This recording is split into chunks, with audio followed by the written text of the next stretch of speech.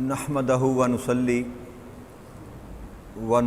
علی رسولہ الامین المتین الحنین الکریم الرؤوف الرحیم اما بعد فاعوذ باللہ من الشیطان الرجیم بسم اللہ الرحمن الرحیم۔ واجب الاحترام ساتھیو، اللہ تعالیٰ کا بے پناہ لطف و کرم اور اس کا احسان عظیم ہے کہ جس کی توفیق سے ہم اس کے ذکر کے لیے اس کے گھر میں جمع ہیں۔ کل اللہ کی توفیق سے ہم نے سورہ البقرہ کی آیت نمبر 104 کا تذکرہ کیا تھا، جس میں اللہ کریم نے ایمان والوں کو یہ حکم دیا تھا، یہ ادب سکھایا تھا کہ تم جب بھی میرے محبوب کی بارگاہ میں بیٹھو اور میرا محبوب تم سے کلام کرے تو ہمتن گوش ہو کر بیٹھا کرو، کانوں کی کھڑکیاں کھول کر بیٹھا کرو، تاکہ تمہیں دوبارہ سوال کرنے کی نوبت ہی نہ آئے۔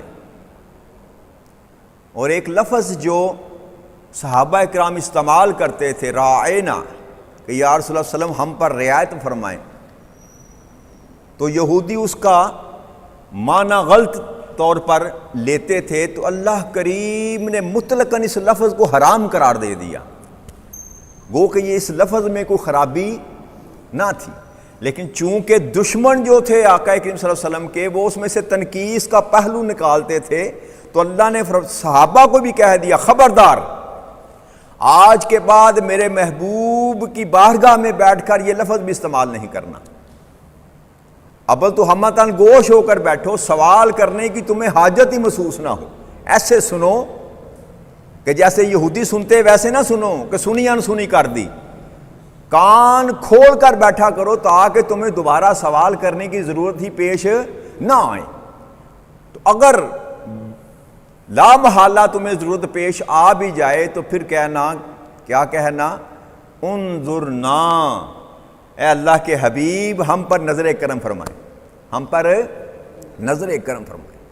آگے اللہ نے ارشاد فرمایا تھا وَلِلْكَافِرِينَ عَذَابٌ عَلِيمٌ۔ اب یہ دونوں آیت کریمہ کی ابتدا کو اور آیت کریمہ کی اختتام کو ذرا غور سے یاد کریے، اس کا موازنہ کرتے ہیں۔ اللہ نے آغاز کیا یا ایھا الذین آمنوا، اے ایمان والو، اے ایمان والو، اور بات مکمل کرنے کے بعد کہا وَلِلْكَافِرِينَ عَذَابٌ عَلِيمٌ۔ خطاب ایمان والوں سے کیا جا رہا ہے اور عذاب سے کافروں کو ڈرایا جا رہا ہے۔ تو سمجھ کی آئی بات کی، ایمان والوں کو یہ بات بتائی جا رہی ہے کہ اگر تم میں سے کسی نے بھی میرے حکم کے خلاف جا کر میرے محبوب کی بارگاہ میں بے ادبی کی تو تمہارا بھی ٹھکانہ وہی ہوگا جو کافروں کا ٹھکانہ ہوگا، اور تمہیں دردناک عذاب دیا جائے گا، دردناک، جو میں نے کل ایک فکرہ آپ کے سامنے پیش کیا تھا نا کہ اللہ کریم سب کچھ برداشت کر جاتا ہے لیکن اپنے محبوب کی گستاخی برداشت نہیں کرتا۔ اسی لیے اللہ نے فرمایا کہ اگر تم بھی، بے شک تم ایمان والے ہو، لیکن اگر تم میں سے کسی نے بھی میرے محبوب کی بارگاہ میں ادنا سے بھی اگر بے ادبی کی تو یاد رکھو سارے کا سارا ایمان تمہارا غارت کر دیا جائے گا اور تمہیں دردناک عذاب سے دوچار کیا جائے گا، دردناک عذاب سے دوچار کیا جائے گا۔ تو یہ اللہ کریم جو ہے نا نبی اکرم صلی اللہ علیہ وسلم کی بارگاہ میں بیٹھنے کا ادب سکھا رہا ہے، ادب سکھا رہا ہے۔ اور پورے قرآن کریم میں اللہ کریم نے سوائے نبی اکرم صلی اللہ علیہ وسلم کی بارگاہ میں بیٹھنے کے کسی رسول کے پاس بیٹھنے کا ادب نہیں ڈسکس کیا۔ آدم علیہ السلام سے لے کر عیسیٰ علیہ السلام تک سارے نبیوں کے ساتھی موجود تھے۔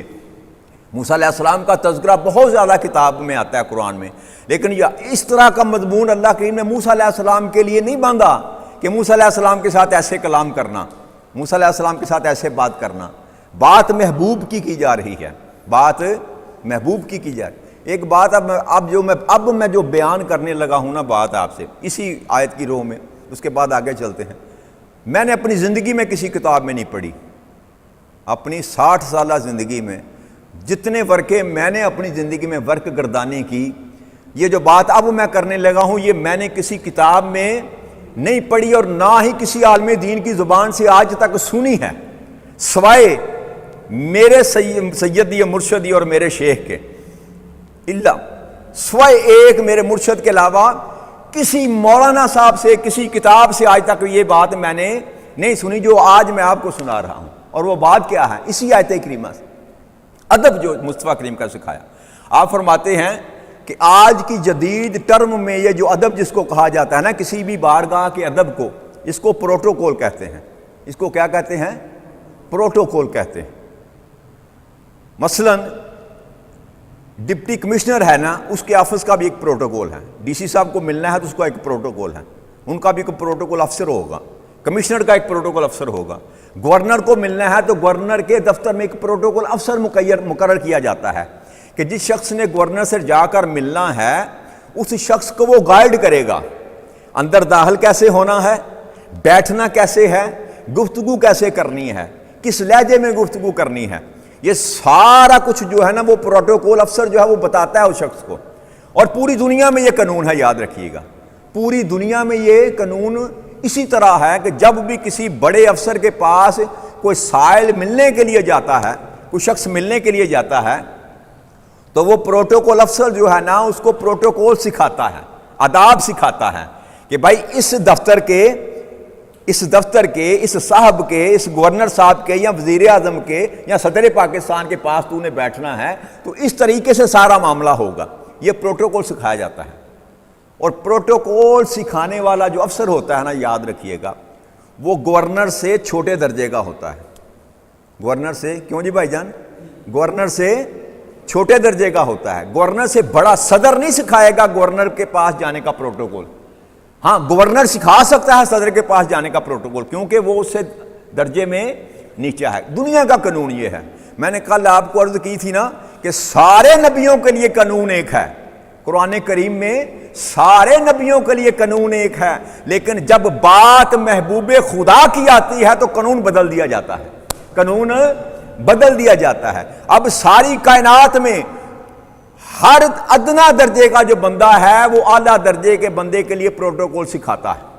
یہاں معاملہ الٹ ہے، یہاں پروٹوکول سکھایا جا رہا ہے بارگاہ مصطفیٰ کریم کا، بارگاہ مصطفیٰ کریم کا۔ قانون تو یہ چاہیے تھا کہ صحابہ بتاتے لوگوں کو کہ جب در مصطفیٰ پر جانا ہے تو ایسے بات کرنی ہے، ایسے بیٹھنا ہے، ایسے بولنا ہے، یہ بات کرنی ہے، یہ بات نہیں کرنی۔ قانون یہ کہتا ہے، لیکن اللہ نے سارے قانون اپنے محبوب کے لیے بدل دیے۔ بات آقا کے پروٹوکول کی جا رہی ہے اور سکھا رب رہا ہے۔ سکھا کون رہا ہے؟ جو شان میں بھی بڑا ہے، ذات میں بھی بڑا ہے، وہ کمال میں بھی بڑا ہے۔ بات در مصطفیٰ پر بیٹھنے کی جا رہی ہے اور پروٹوکول خدا سکھا رہا ہے کہ میرے محبوب کے در پر اگر جانا ہے تو ایسے بن کر جانا، ورنہ یاد رکھو کہ میں تمہارا شمار کافروں میں کر دوں گا۔ اتنی بڑی سزا ہے گستاخی رسول کی، اتنی بڑی سزا ہے کہ اللہ قبول ہی نہیں کرتا۔ اور یاد رکھیے گا، گستاخ رسول کی توبہ قبول ہی نہیں ہے۔ سارے امام اس بات پر متفق ہیں، کسی ایک امام نے بھی اس بات پر اختلاف نہیں کیا کہ گستاخ رسول ہو تو اس کی توبہ قبول ہو ہی نہیں سکتی۔ جب اللہ قبول نہیں کرتا تو پھر کوئی اور کیسے فتویٰ دے سکتا ہے؟ تو سب سے بڑا کائنات کا جرم شرک کے بعد سب سے بڑا جو کائنات کا جرم ہے نا، وہ ہے آقا کریم صلی اللہ علیہ وسلم کی شان میں تنقیص کرنا، آقا صلی اللہ علیہ وسلم کی شان میں تنقیص کرنا۔ اور یاد رکھیے، کوئی ایسی بات کر دینی جو نبی اکرم صلی اللہ علیہ وسلم کی تنقیص میں ظاہراً ہوتی ہو، چاہے انسان کی نیت نہ بھی ہو، یہ بھی یاد رکھیے گا گستاخی ہے۔ اور پیار کرنے والے، محبت کرنے والے تو بڑی دور کی باتیں کرتے ہیں۔ وہ کہتے ہیں کہ آقا کو کدو پسند تھے نا، کدو، ہم کہتے ہیں نبی صلی اللہ علیہ وسلم کدو پسند کیا کرتے تھے۔ اب کوئی بندہ مسلمان یہ جرت نہیں کر سکتا یہ کہے کہ مجھے کدو پسند نہیں ہے۔ اگر اس نے یہ بات کہہ دی نا مجھے کدو پسند نہیں ہے تو یہ بھی گستاخی رسول ہے۔ کیوں کہ آقا کی پسند کو ناپسند کیا۔ نہیں پسند تو نہ کھاؤ، لیکن اگر زبان سے یہ اقرار کر دیا نا کہ مجھے کدو پسند نہیں ہے، تو یہ بھی بات اہل محبت کو گوارا نہیں ہے کہ جس چیز کو محبوب پسند کرے تو کون ہوتا ہے کہنے والا کہ مجھے پسند نہیں ہے۔ تو یہاں تک کا معاملہ ہے، یہ محبت کا جو معاملہ ہے نا اللہ کریم کا، اس نے اس کو اپنا آقا کی سلسلے کو اپنا محبوب بنا رکھا ہے، اور محبوب کی طرف کو آنکھ اٹھا کر بھی دیکھے تو محب کو گوارا نہیں ہوتا، کوئی محب کی غیرت گوارا نہیں کرتی، اس لیے اللہ کریم نے ضرور باندھا۔ اور آگے اور آئے گا بھی، ابھی پورے رکوع میں اللہ کریم یہ سلسلہ بتا رہا ہے، اور پورے قرآن میں جا بجا آپ کو انشاءاللہ ملے گا کہ اللہ کریم کیسے اپنے محبوب کے پاس بیٹھنے والوں کو بتاتا ہے کہ میرے محبوب کی شان کیا ہے۔ آگے اللہ کریم نے ارشاد فرمایا وَمَا يَوَدُّ الَّذِينَ كَفَرُوا مِنْ أَهْلِ الْكِتَابِ وَلَلْمُشْرِكِينَ أَن يُنَزَّلَ عَلَيْكُم مِّنْ خَيْرٍ مِّن رَّبِّكُمْ وَاللَّهُ يَخْتَصُّ بِرَحْمَتِهِ مَن يَشَاءُ وَاللَّهُ ذُو الْفَضْلِ الْعَظِيمِ۔ اور اللہ کے فرماتے ہیں کہ نہ وہ لوگ جو اہل کتاب ہیں، اہل کتاب میں سے جو لوگ کافر ہو گئے وہ، اور نہ ہی مشرکین اس بات کو پسند کرتے ہیں کہ تمہارے رب کی طرف سے تم پر کوئی بلائی اترے، اور اللہ جسے چاہتا ہے اپنی رحمت کے لیے خاص کر لیتا ہے، اور اللہ بڑا ہی فضل والا ہے، اللہ بڑا ہی فضل والا ہے۔ تو اللہ کریم نے یہ فرمایا کہ نہ ہی وہ لوگ جو اہل کتاب ہیں، اہل کتاب میں سے کافر ہیں، اہل کتاب میں سے کافر ہیں۔ اب ہمارے نزدیک اہل کتاب جو ہے نا، ہم ان کو کافر نہیں کہتے، اہل کتاب کو ہم کافر نہیں کہتے۔ اب اللہ فرما رہے ہیں کہ جو اہل کتاب میں سے کافر ہیں۔ اب اہل کتاب میں سے کافر کون ہیں؟ اہل کتاب میں سے یاد رکھیے گا میرے دوست، وہ کافر ہیں جو نبی اکرم صلی اللہ علیہ وسلم کو نہیں مانتے، اپنی کتاب کو مانتے ہیں، اپنے نبی کو مانتے ہیں، لیکن رسول اکرم صلی اللہ علیہ وسلم کو نہیں مانتے، قرآن کو نہیں مانتے، وہ خود جو مرضی بنتے پھریں، اللہ کی نگاہ میں وہ کافر ہیں، اللہ کی نگاہ میں وہ کافر ہیں۔ عیسائی ہیں، وہ انجیل کو مانتے ہیں، عیسیٰ علیہ السلام کو مانتے ہیں، لیکن نبی اکرم صلی اللہ علیہ وسلم کو نہیں مانتے، قرآن کو نہیں مانتے، تو وہ بے شک جو مرضی بنتے پھریں اللہ کی نگاہ میں وہ کافر ہیں۔ اللہ نے فیصلہ سنا دیا کہ مسلمان ہونے کے لیے، ایمان والا ہونے کے لیے شرط یہ ہے کہ میرے محبوب کو مانا جائے، اور میرے محبوب کے پاس جو کتاب ہے اس کو مانا جائے، اس کے علاوہ کوئی اور کلیہ قاعدہ نہیں ہے، موجود ہی نہیں ہے کائنات میں۔ تو اب جو بھی اہل کتاب ہیں، اللہ کے اس قول کے مطابق، اللہ کے اس کہنے کے مطابق، وہ سارے کے سارے جو ہیں وہ کیا ہیں؟ کافر ہیں۔ اور دوسرا اللہ نے فرمایا جو مشرک ہیں، جو شرک کرتے ہیں، اللہ کہتا ہے یہ دونوں طبقات کبھی بھی پسند نہیں کرتے کہ اللہ تم پر کوئی بلائی اتارے، تم پر کوئی بلائی اتارے، یعنی کہنے کا مطلب یہ ہے کہ یہ تمہیں خوش دیکھنا ہی نہیں چاہتے۔ اللہ کریم تم پر کچھ جو نعمتیں کرتا ہے تو یہ برداشت نہیں کرتے کہ اللہ کریم ان پر نعمتیں کرے، جلتے ہیں، کڑتے ہیں، تم کو خوش ہوتا ہوا دیکھ نہیں سکتے۔ تو اللہ کریم نے یہاں پر واضح فرما دیا کہ یہ کبھی بھی تمہارے خیر خواہ ہو ہی نہیں سکتے، ہو ہی نہیں سکتے۔ اور ساتھ ہی یہ فرمایا نا اللہ نے، اللہ جسے چاہتا ہے اپنی رحمت سے خاص کر دیتا ہے، کہ یہ اللہ کی منشا پر ہے۔ ان کا جو حسد تھا کہ ان پر قرآن کیوں نازل کیا، ہم پر قرآن نازل کیوں نہ کیا، اس کا جواب اللہ دے رہا ہے کہ یہ میری مرضی ہے کہ کس کو میں اپنی رحمت کے لیے چن لیتا ہوں، میں تمہاری خواہشات کا پابند نہیں ہوں، تمہاری چاہتوں کا پابند نہیں ہوں، یہ میری مرضی ہے، یہ میرا منشا ہے کہ میں اپنی رحمت کے لیے کس کو چن لیتا ہوں، کس کو چن لیتا ہوں، کس کو خاص کر لیتا ہوں، یہ میری مرضی پر ڈیپینڈ کرتا ہے۔ اور آگے اللہ کریم نے ارشاد فرمایا واللہ ذو فضل العظیم، اور اللہ بڑے ہی فضل والا ہے۔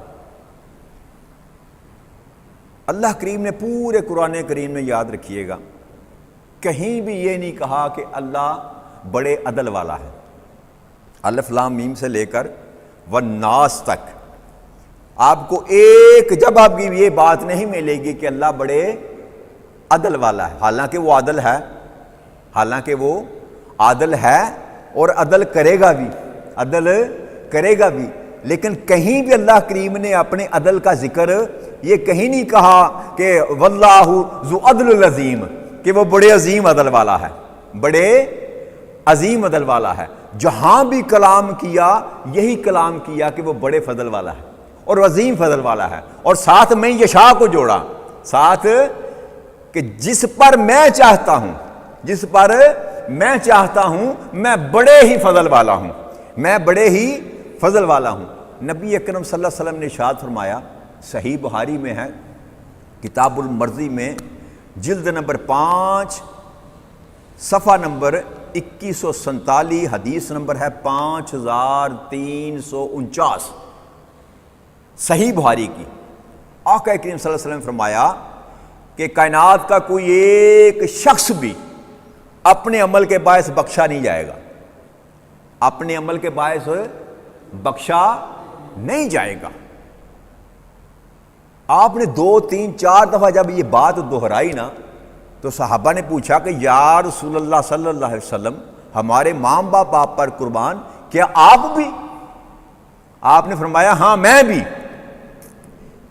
بھی اعمال کے بنا، اعمال کی بنیاد پر میں بھی نہیں بخشا جاؤں گا، میں بھی نہیں بخشا جاؤں گا۔ صحابہ کرام جو تھے نا وہ حیران و پریشان ہو گئے، کچھ دیر خاموش رہے، پھر سوال کیا کہ یا رسول اللہ صلی اللہ علیہ وسلم اگر ایسا ہی معاملہ ہے تو پھر بنے گا کیا؟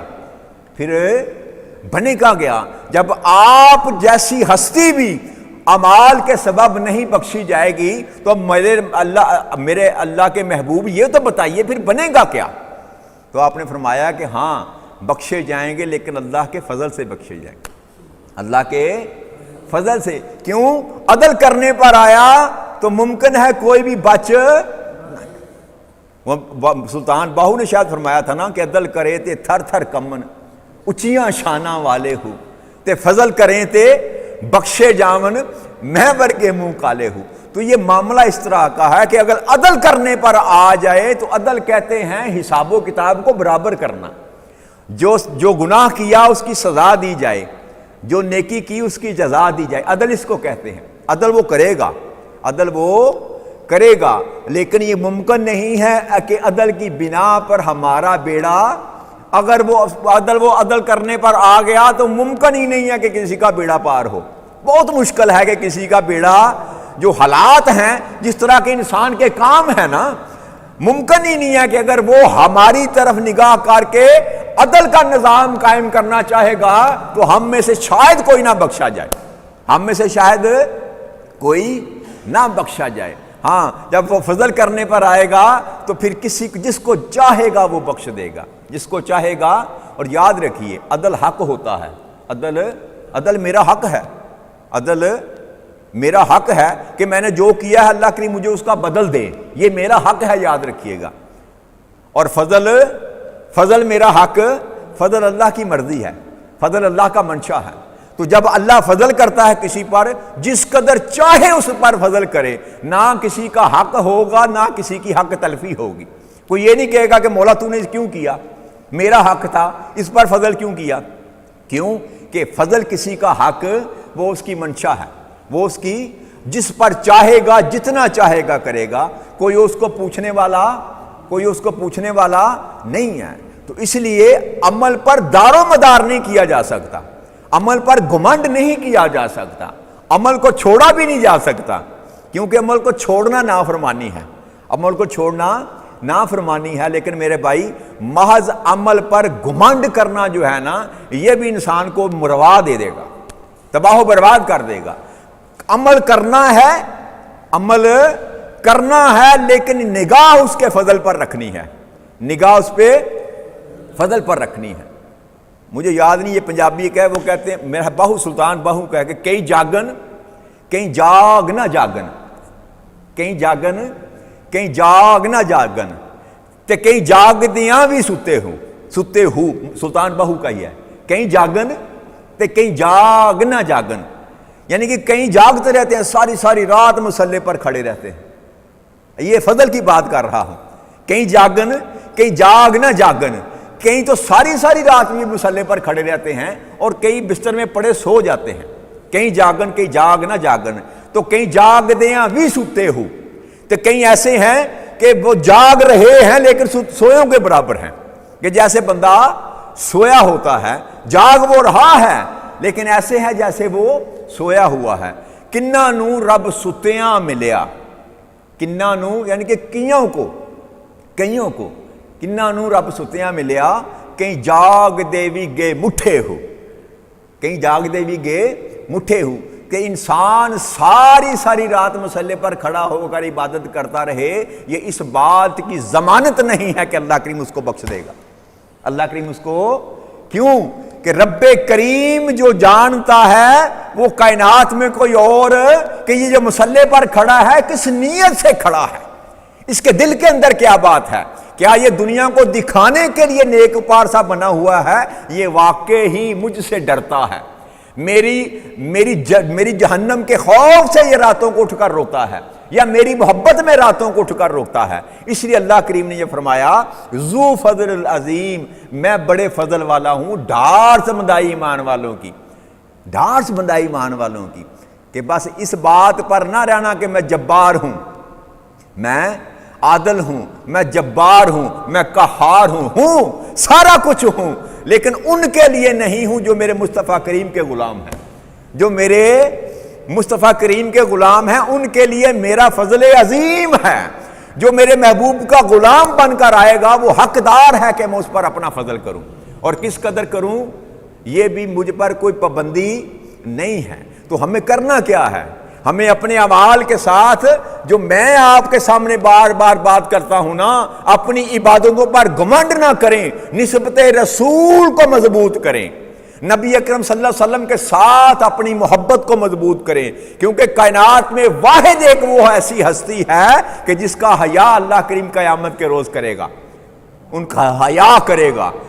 جب بھی فیصلہ کیا جائے گا نا، جب بھی فیصلہ کیا جائے گا، کتابیں بھری پڑی ہیں، لوگ بیان نہیں کرتے، اللہ کریم جب بھی آقا کی امت کا فیصلہ کرے گا، فیصلہ سناتے ہوئے محبوب کے چہرے کی طرف دیکھے گا کہ میرے محبوب کا چہرہ کیا بتاتا ہے، میرے محبوب کا۔ اللہ کریم کسی ایسے شخص کو جہنم میں نہیں پھینکے گا جس کو رسول اکرم صلی اللہ علیہ وسلم پسند فرماتے ہوں۔ یہ پکی بات سینے پر لکھ لیں، جو محبوب خدا کا محبوب ہے اللہ کریم کبھی اس کو جہنم میں نہیں پھینکے گا۔ کیوں؟ کہ اس کو جہنم میں پھینکنے سے اس کے رسول کو غم ہوگا، اس کے محبوب کو غم ہوگا۔ تو کون سا محب ہے جو اپنے محبوب کو غم زدہ کر سکتا ہے؟ کر سکتا ہے؟ نہیں کر سکتا۔ بس ہمیں شرم کرنی چاہیے، میں جو شرم کا لفظ استعمال کرتا ہوں نا مجھے معاف کر دیجئے گا، ہمیں شرم کرنی چاہیے کہ کہیں ایسا نہ ہو کہ ہماری وجہ سے قیامت کے روز نبی اکرم صلی اللہ علیہ وسلم شرمسار اللہ کے سامنے ہوں کہ میرے محبوب تو کہتا تھا یہ میرا امتی ہے، یہ میرا غلام ہے، تو تیرا غلام اس طرح کے تیرے غلام ہیں۔ تو ہمیں غلامی رسول اگر حاصل کرنی ہے تو پھر پکے غلام بن کر رہیں۔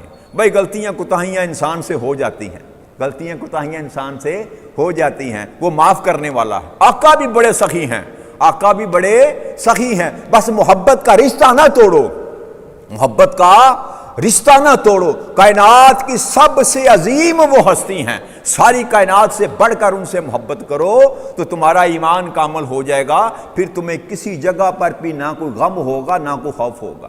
قبر کی منزل بھی آسان ہوگی، برزخ کی منزل بھی آسان ہوگی، جنت اور حشر کا میدان بھی آسان ہوگا، اور اللہ کے سامنے حساب و کتاب میں بھی آسانی پیدا ہوگی۔